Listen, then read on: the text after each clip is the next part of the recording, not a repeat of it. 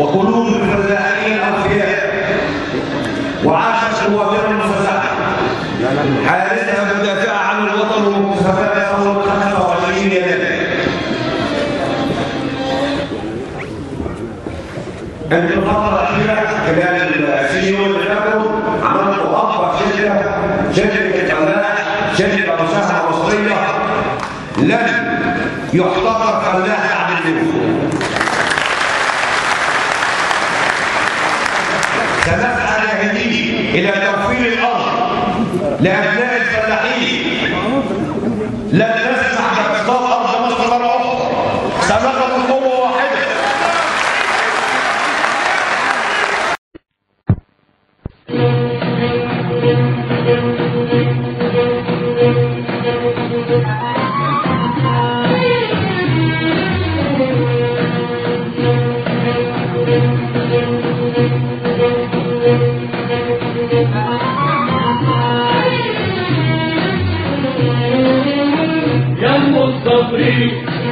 تهنا والتقينا يا الصابرين عالآلة عدينا يا الصابرين.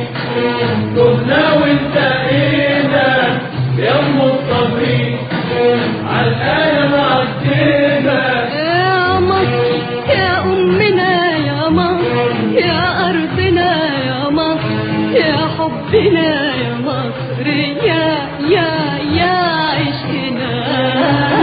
يا الصابرين تهنا والتقينا يا الصابرين عالآلة عدينا. جينا وجينا للأمل عدينا يا ورد الحرية يا مطل علينا.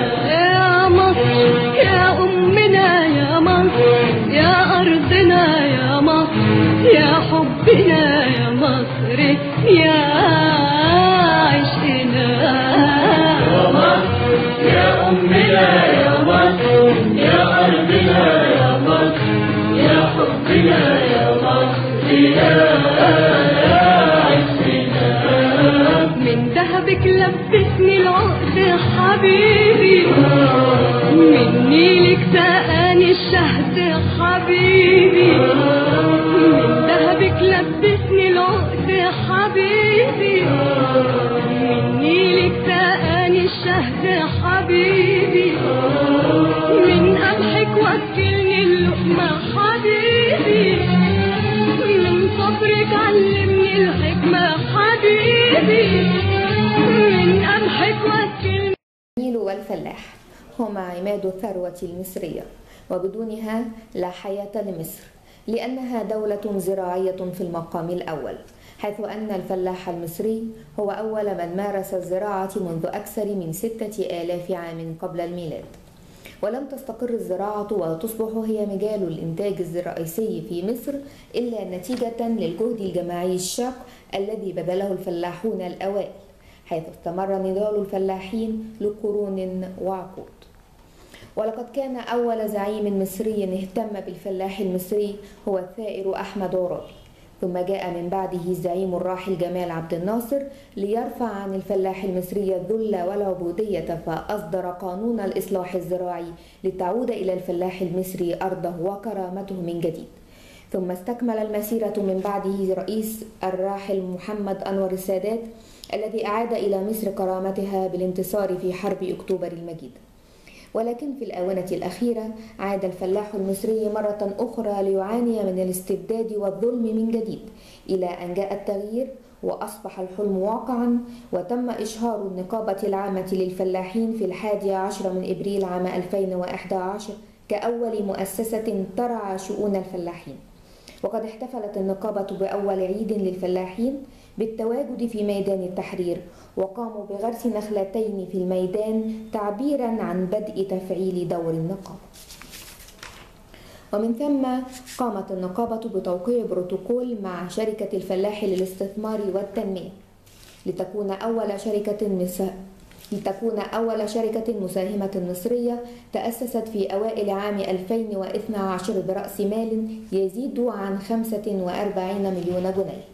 تأسست الشركة من خلال مساهمات الفلاحين تقوم شركة الفلاح للاستثمار والتنمية بتفعيل وتنمية الاقتصاد القومي الوطني من خلال تكوين علاقات دولية واسعة النطاق كان نتيجتها حضور وفود من المملكة العربية السعودية لإبرام بروتوكولات تعاون مشتركة وتعاقدات لوضع المنتج المصري ضمن الصفوف الأولى للمنتجات الموجودة بالسوق السعودي وخلق أسواق للمنتجات المصرية بالسعودية. وقد قامت الشركة بإبرام بروتوكولات تعاون مشترك وعقود مع شركات ليبية أيضا لاستصلاح 25,000 فدان وتجهيزها وإقامة مصانع لتدوير المخلفات ومصانع أسمدة مركبة ومخصبات وخلق أسواق للمنتجات المصرية بالجماهيرية الليبية. وقامت الشركة بإبرام عقود أيضا مع شركة دار العرب الوكيل السويدي لإقامة مشروعات الطاقة والتكنولوجيا والوقود الحيوي لتكون شركة الفلاح هي أول شركة تقوم بتنفيذ تلك المشروعات في مصر. وتم الاتفاق بين الشركة والجمعية المصرية الصينية للاستعانة بأحدث التقنيات والتكنولوجيا العالمية في الميكنة الزراعية وإقامة مصانع تعتمد على المنتجات الزراعية وتصنيعها. تقوم الشركة بالتواصل مع ائتلافات المجتمع المصري وذلك من خلال توقيع بروتوكول تعاون مشترك مع ائتلاف شركات النظافة الوطنية القائمة على ملف النظافة في مصر، حيث أنها تقود حملة لنظافة القرى والمدن والمحافظات، وقد بدأت عملها في أول سبتمبر عام 2012 بحي العمرانية الشرقية بالجيزة، وفي 8 سبتمبر عام 2012 بقرية كفر شكر بالقليوبية، وما زال العمل مستمرا، وتساهم الشركة في منظومة النظافة وتدوير المخلفات.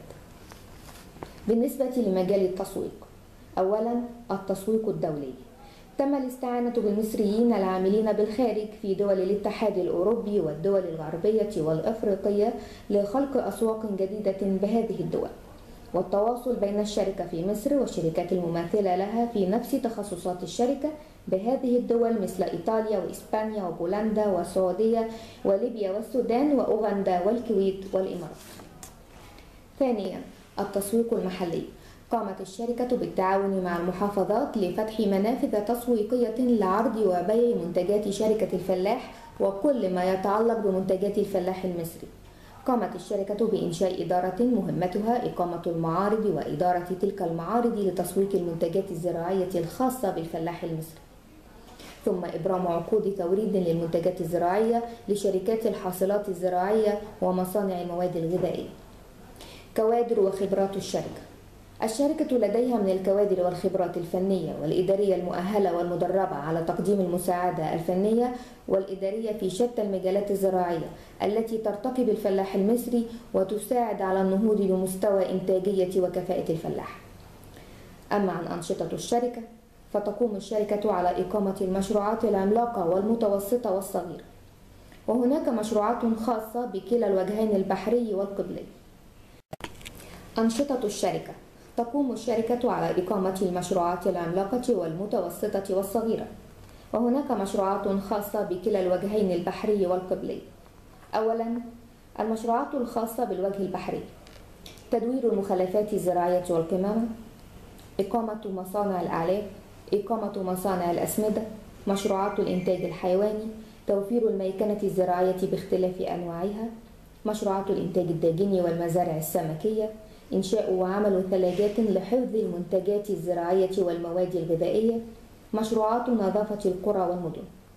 ثانيا المشروعات الخاصة بالوجه القبلي، إنشاء مصانع قصب السكر، إنشاء مصانع تجفيف البصل، إقامة مصانع رمان، تصنيع البلح والمانجو، مشروعات الطاقة الشمسية، مشروعات التعبئة والتغليف، مشروعات تخزين المنتجات الزراعية، مشروعات الإنتاج الحيواني، إنتاج الطاقة من المخلفات الزراعية، مشروعات نظافة القرى والمدن، مشروع حقول الوقود الحيوي.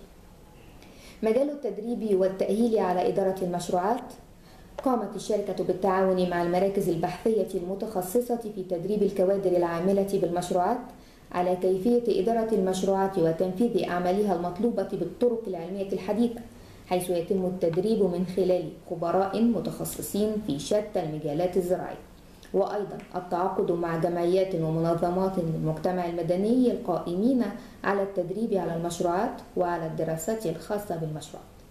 طرق التعاون مع الشركة: من خلال هذا المؤتمر تدعو شركة الفلاح من يرغب من رجال الأعمال والمؤسسات والشركات في مشاركتها لتنفيذ المشروعات المطروحة، وما يمكن تنفيذه من مشروعات أخرى عن طريق المشاركة بالأسهم في المشروعات والمشاركة بكل الطرق القانونية، كما تقدم خدمات أخرى مثل الإنتاج والتصنيع لحساب الغير، بالإضافة إلى تطبيق أحدث التقنيات والنظريات العلمية الحديثة القائمة على المشاركة.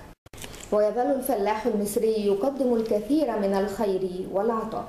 البلد يا ولد درع الوطن فلاح، لا فيه قانون ينصفه ولا عمره نام مرتاح، وديونه للتنمية أصبح سجين سفاح، وعلموه البكا بقى للبكا نواح، كبد وكلى وطحال عصروه نزف أملاح، الثورة دي ثورته والفاس في ايده سلاح، ورث المرض والتعب ميت وكله جراح، مكتوب على جبهته محروم من الافراح، عبقادر اللي اتهلك وجرى على الرياح، سمع كلام قطعه ويهدم وطن إذا باح، عمل نقابة عظيمة بعرق وشوق وكفاح، والمستشار عبد الرحيم كان ماسك المفتاح، رتب ونظم صفوفها بقى درس للسباح، شركة مساهمة تسمى بشركة الفلاح، فيه منتجات الزراعة متصنعة بنجاح،